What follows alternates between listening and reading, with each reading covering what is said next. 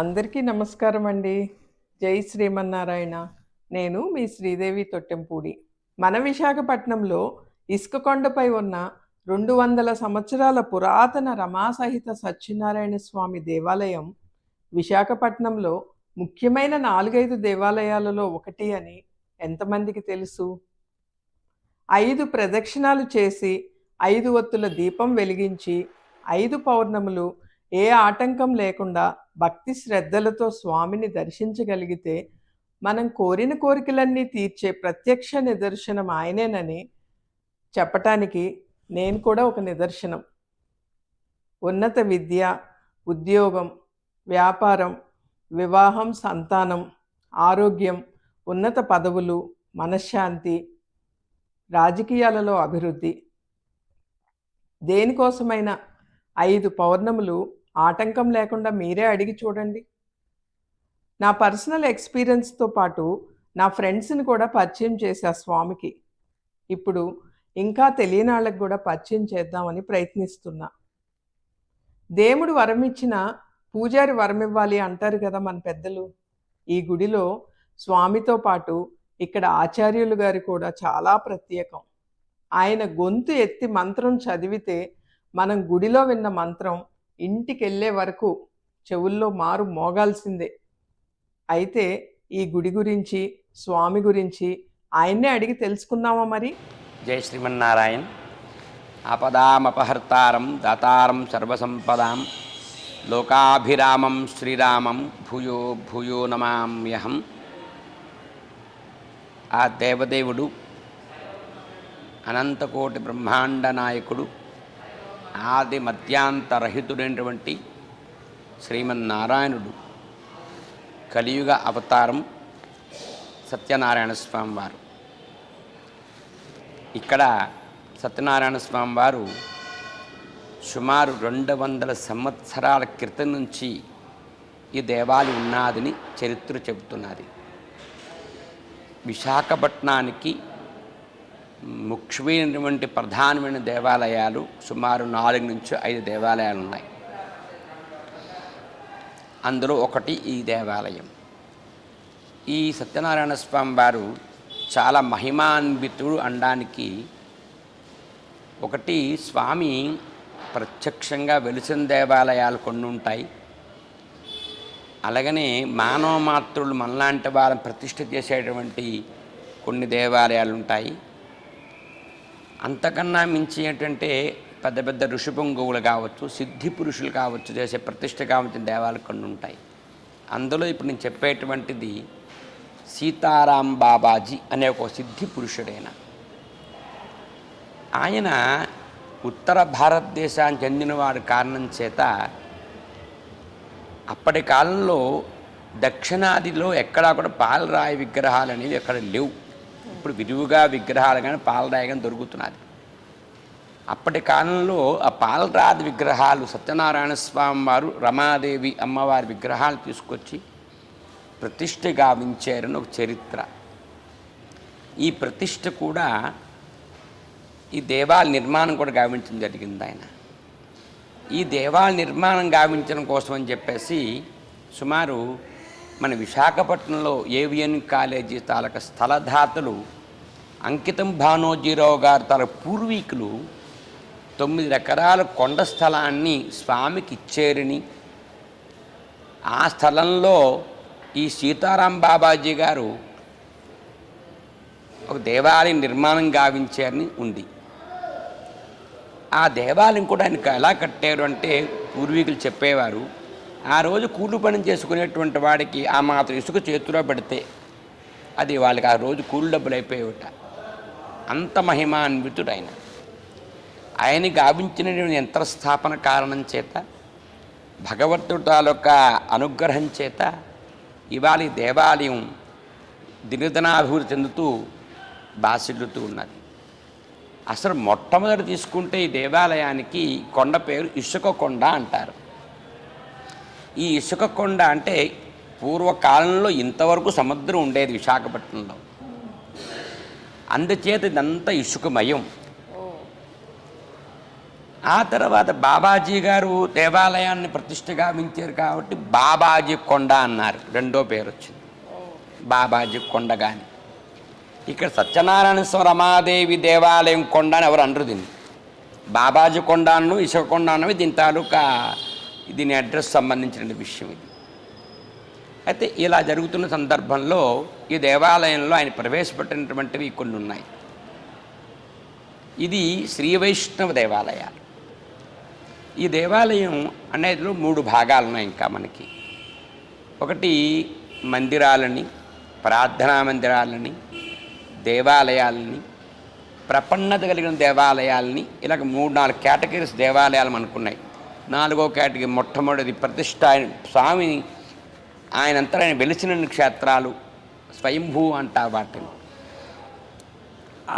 అలా వెళితే ఈ దేవాలయం ప్రతిష్టామూర్తి అయినప్పటికీ కూడా శ్రీ వైష్ణవ సాంప్రదాయ ప్రకారంగా జరిగే నిత్య నైమిత్తిక ఉత్సవాలు జరుగుతూ ఉంటాయి. ఈ దేవాలయంలో దేవాలయం ఉంటే స్వామి ఒక్కటి ఉంటే మందిరం అంటారు, అందులో ద్వయస్తంభం ఉంటే దేవాలయం అంటారు, మందిరం దేవాలయం. అంతకు మించి ఈ దేవాలయంలో ఆలవారాధులు, గోదాదేవి ఇటువంటి ఉండేటువంటి క్షేత్రాలు వాటిల్లో ప్రపన్నత దేవాలయాలు అంటారు. ఇప్పుడు ఉదాహరణకి మన జీరస్వామి వారు లాంటి వారు అన్ని దేవాలయాలకు వెళ్ళినా అక్కడ తీర్థాన్ని సేవించరు వారు. అక్కడ ఆలవారాధులు ఉండాలి, గోదాదేవి ఉండాలి, ద్వయస్తంభం ఉండాలి. ఇలాంటి ప్రపన్నత కలిగిన దేవాలయాల్లోనే వారు తీర్థం సేవిస్తారు. అంటే తెలియడం కోసం అలా చెప్పాను. అంత విశిష్టమైనటువంటి దేవాలయం. అయితే ఈ దేవాలయం పాంచరాత ఆగమం ప్రకారంగా జరిగేటువంటి దేవాలయం. ఒక్కొక్క దేవాలయం వైకాంసాగమని, ఇంకో రకంగా శివాలయాల్లో శైవాగమని ఇలా ఉంటాయి. ఇది శ్రీ పాంచరాత్ర ఆగమం ప్రకారంగా జరిగేటువంటి శ్రీ వైష్ణవ దేవాలయం. ఈ దేవాలయం ఈ దేవాలయం ఇసక్కొండ మీద ఉన్నది, బాబాజీ కొండ సీతారాంబాబు గారు చేశారని చెప్పడం జరిగింది మీకు.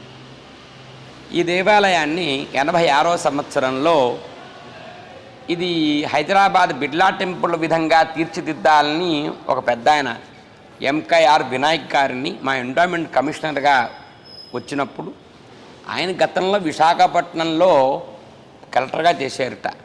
ఆయనకు సత్యనారాయణ స్వామి వారు అమితమైన భక్తి ప్రపత్తులు. అప్పుడే అనుకున్నట్టు ఆయన ఈ దేవాలయాన్ని బిర్లా టెంపుల్ మోడల్గా చేయాలి అని భావంతో ఆయన కమిషనర్గా అయిన తర్వాత 86వ సంవత్సరం 1986వ సంవత్సరంలో కనకమాక్ష అమ్మవారి దేవాలయానికి దత్తత చేసి అడాప్షన్ చేసి 89 నుంచి 98వ సంవత్సరం వరకు పాత దేవాలయంలో ఉండే మండపాన్ని తీసేసి కొత్త మండప నిర్మాణం, రాజగోపురం, విమాన గోపురం ఎత్తు చేయడం, ఇవన్నీ కార్యక్రమాలు చేయడం జరిగింది. ఆ సందర్భంలోనే ఇక్కడ మన దక్షిణాది వాళ్ళం కాబట్టి దక్షిణాది ఆచార ప్రకారంగా కృష్ణశిలా విగ్రహములు అంటే నల్లరాత విగ్రహాలు ఉండాలని ఆగమ శాస్త్రం ఉంది. ఆ సందర్భంలో 94వ సంవత్సరంలో కృష్ణశిలా విగ్రహాలను కూడా ప్రతిష్ఠ చేసుకున్నాం. ఏ దేవాలయంలో అయినప్పుడు కూడా ఒకే ద్రోమూర్తి శిలామూర్తి ఉంటారు. ఇక్కడ 2 ద్రోమూర్తులు ఉంటాయి. పాలరాత విగ్రహాలు, నల్లరాత విగ్రహాలు 2 ఉంటాయి. ఇదొక విశిష్టత దేవాలయంలో. ద్వారకా తిరుమలలో 2 ద్రోమూర్తులు చూస్తాం మనం, పైన స్వామి కింద స్వామి. ద్వారకా తిరుమల చిన్న తిరుపతిలో ఆ విధంగా ఇక్కడ కూడా చూస్తాం, ఇంకెక్కడ ఇట్లా చూడం. ఇంతకన్నా మరొక గొప్ప విశేషం ఏంటంటే అన్నవరంలో సత్యనారాయణ స్వామి వారు ఉన్నారని మనకు తెలిసి 125 సంవత్సరాలు సుమారుగా అవుతున్నది. అంతకు పూర్వం ఈ దేవాలయం 200 సంవత్సరాలని చెప్పాం కదమ్మా. అదే అప్పటి నుంచి కూడా దాంతోపాటు చెప్పాల్సిన ఏంటంటే కేజీహెచ్ హాస్పిటల్ లోపల మనం ఉన్నాం. అంటే ఈ దేవాలయానికి తర్వాత వచ్చినటువంటి కేజీహెచ్ ఆంధ్ర మెడికల్ కాలేజ్, అది సుమారు 100 సంవత్సరాల పండుగ మొన్ననే చేశారు కేజీహెచ్ వారు. అంతకు పూర్వం ఈ దేవాలయం. ఈ రకంగా దేవాలయం బాసెలుతున్న సందర్భంలో మీరు అడిగారు ఈ వైభవం ఏంటి దేవాలయానికని. ఒక్కొక్క దేవాలయంలో ఒక్కొక్క విశిష్టతలు ఉంటాయి. ఈ దేవాలయం విశిష్టత ఏమిటంటే మా నాన్నగారు 70వ సంవత్సరం నుంచి ఇక్కడ అర్చకులుగా ప్రధాన అర్చకులుగా పనిచేస్తున్నారు. ఆ తర్వాత 89లో మా నాన్నగారు ఉన్నప్పటి నుంచి నేను ప్రవేశించడం జరిగింది. ఆ తర్వాత 2010వ సంవత్సరం నుంచి నా కుమారుడు కూడా ఈ దేవాలయంలో అర్చకత్వం చేసుకుంటూ వస్తూ ఉన్నాం. మా నాన్నగారు పూర్వీకులు చెప్పినటువంటి విధి విధానాలని చూసుకొని, పెద్ద పెద్ద వాళ్ళ దగ్గర నుంచి తెలుసుకున్నటువంటి విధానాలు చూసుకొని, సీతారాం బాబాజీ గురించి ఎంతో అధ్యయనం చేసైనా ఎన్నో విషయాలు పెద్దవాళ్ళ ద్వారా అప్పటి నుంచి పూర్వీకులు వచ్చిన వాళ్ళందరి దగ్గర విషయ సేకరణ చేసి మా నాన్నగారు ఒక దేవాలయ పౌర్ణమి వ్రతదీక్షను దీక్ష ప్రవేశపెట్టడం జరిగింది. మా నాన్నగారి పేరు పనిహార వెంకట రమణాచార్యులు గారు, నాన్నగారి పేరు ప్రధాన అర్చకులుగా ఉండేవారు. ఈయన ప్రవేశపెట్టినటువంటి ఈ పౌర్ణమి వ్రతదీక్ష ఏదైతే ఉందో దినధనాభివృద్ధి చెందుతూ ఉన్నది ఆ కారణం చేత. ఏమిటి పౌర్ణమి వ్రతదీక్ష? ఏమిటి? ప్రతి మనిషి ఎంతటి వాడైనప్పటికీ కూడా ఏవో సమస్యలు కోరికలతో సర్వసాధారణంగా మనందరికీ ఉంటాయి. పౌర్ణమి రోజున దేవాలయానికి వచ్చి ఆ ధ్వజస్తంభాన్ని ముట్టుకొని మనసులో కోరిక మన కష్టం స్వామితో విన్నపం చేసి 5 ప్రదక్షిణాలు గావించి దేవాలయం స్వామి చుట్టూ స్వామి దర్శనం చేసుకొని వెళ్ళాలి. ఈ విధంగా 5 పౌర్ణములు ఎవరైతే క్రమం తప్పకుండా చేయగలుగుతారో వారు సత్ఫలితాన్ని ఖచ్చితంగా పొందుతారు. ఇందులో ఏ రకమైన సందేహం లేదు. ఒకవేళ వాళ్ళు అది 5 వార నెలలు చేసి పౌర్ణములు వాళ్ళు అనుకున్నది అవ్వలేదనుకోండి, అప్పుడు అయితే చేయాలి? భగవంతుడు ఆర్తత్రాణపరాయణుడు. భగవంతుడితో ఆర్తితోటి ఆయనే కావాలనే భావంతో ఆయన పాదాలు ఆశ్రయించుకున్న వాడికి భగవంతుడు అండదండలు పరిపూర్ణంగా ఉంటాయి. అందులో సందేహమే అవసరం లేదు. భక్తి ప్రధానం. ఈ పౌర్ణమి వ్రతదీక్షకు కూడా నియమాలు ఉన్నాయా అడిగారు ఇందాకల. దీనికి ఏ రకమైన నియమాలు లేవు. ఒక భక్తి శ్రద్ధలు మాత్రమే ప్రధానం. మరి దీక్ష అన్నారు అంటే మనం ఏ కార్యక్రమం తలపెట్టినా పట్టుదలతోటి దీక్షగా చేసినప్పుడే ఆ పని మనం పూర్తి చేయగలుగుతాం. 5 పౌర్ణములు వరుసగా చేయడమే నియమం. ఈ 5 పౌర్ణాలు 5 పౌర్ణాలు వరుసగా చేయడం నియమం కాబట్టి భక్తి ప్రపత్తులతో స్వామిని ఆశ్రయించడమే చేయాల్సిన కార్యక్రమం. ఇక ఈ 5 పౌర్ణములు 3 పౌర్ణాలు చేసేసామండి. 4వ పౌర్ణం రాలేకపోయాం. 4 పౌర్ణాలు చేసే 5వ పౌర్ణం చేయలేకపోయాం అనేటువంటి భక్తులు కొంచెం చాలా ఇబ్బంది పడుతూ ఉంటారు.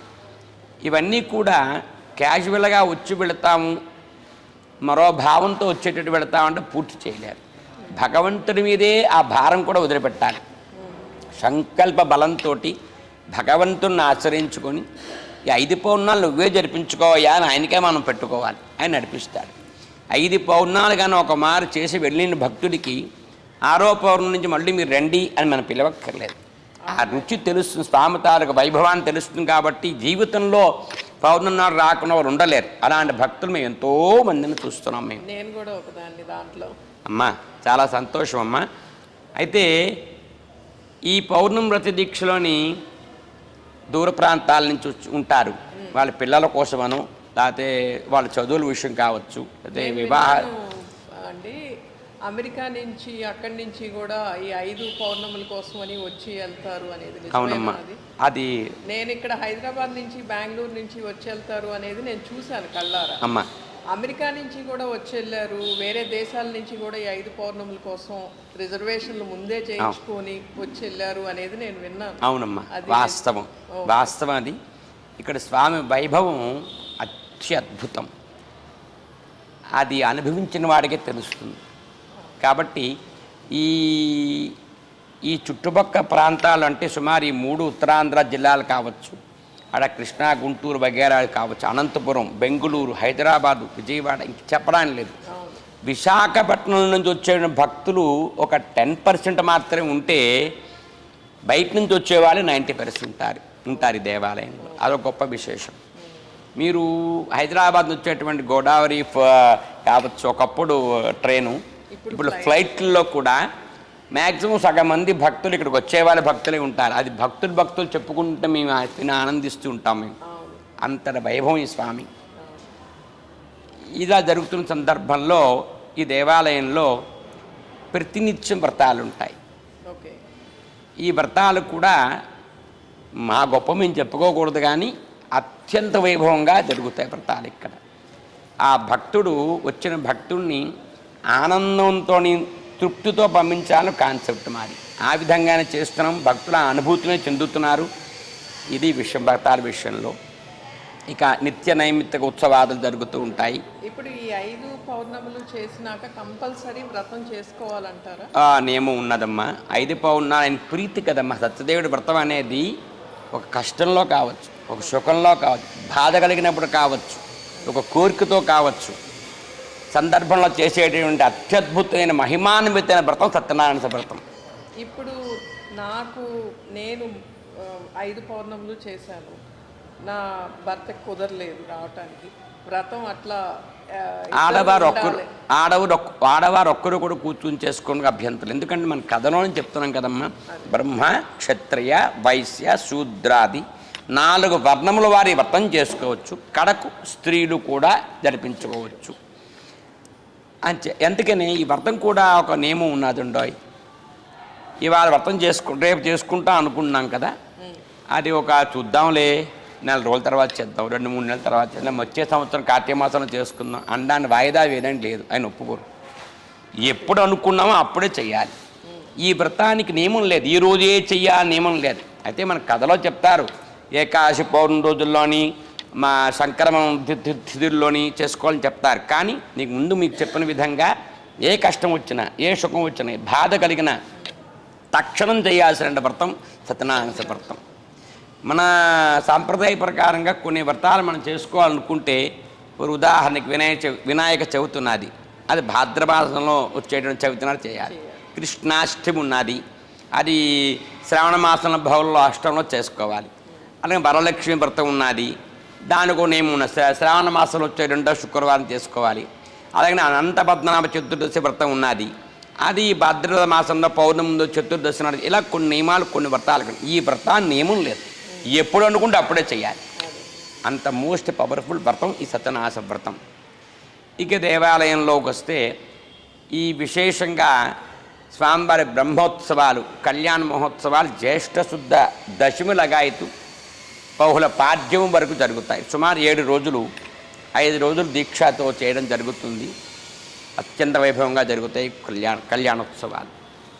ఇంతకన్నా మించిన శ్రీ వైష్ణవ క్షేత్రం కాబట్టి విశేషంగా జరిగించేటువంటి ఉత్సవాలలో చైత్రమాసంలో వసంత నవరాత్రి ఉత్సవం, హనుమత్ జయంతి ఉత్సవం, జ్యేష్ఠమాసంలో కళ్యాణ స్వామివారి బ్రహ్మోత్సవాలు, కళ్యాణ మహోత్సవాలు, ఆ తర్వాత వచ్చేటువంటి కృష్ణాష్టమి, అలాగనే ఆ తర్వాత వచ్చేటువంటి ఆ గోదాదేవి తిరునక్షత్రమని, ముఖ్యంగా ధనుర్మాసోత్సవం. ఇప్పుడు డిసెంబర్ 16 నుంచి, ఈ సంవత్సరం డిసెంబర్ 16వ తారీఖు ఉదయం సుమారు 7:30 తర్వాత ధనుప్రవేశం.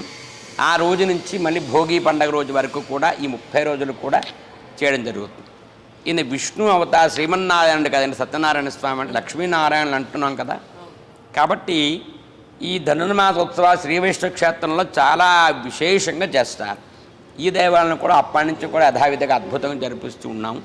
ఇక్కడ ప్రతినిత్యం కూడా తిరుప్పావై సేవాకాలమని విశేష ఆరాధనలు, భక్తులు ప్రసాద్ వినియోగాలు ఇవన్నీ జరుగుతూ ఉంటాయి. ప్రతి పౌర్ణమికి స్వామి అలంకారం చూడటానికి 2 కళ్ళు సరిపోవు. ఒక పౌర్ణమి నాడు శేషవాహనాలంకృతుడైనటువంటి స్వామి దర్శనం సాక్షాత్తు ఆ వైకుంఠంలో లక్ష్మీనారాయణులను సేవించిన అనుభూతి కలుగుతుంది. ఇంకో పౌర్ణమికి దగదగ మెరిసే వజ్ర వైడూర్యాల తొడుగుతో దర్శనమిస్తారు. పూల అలంకారంలో కూడా స్వామి ప్రశాంతమైన ముఖారవిందం అమ్మతో కలిసి ఇచ్చే దర్శనం అమోఘం.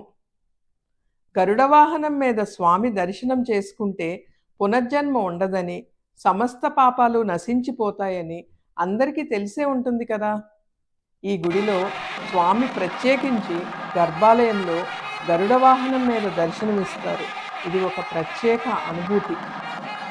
ఇంకా స్వామిని ఎలా వర్ణించాలో నాకైతే తెలియటం లేదు. మీరే వచ్చి స్వయంగా దర్శనం చేసుకుని చెప్పండి స్వామి గురించి మీ అనుభవాలు. జై శ్రీమన్నారాయణ.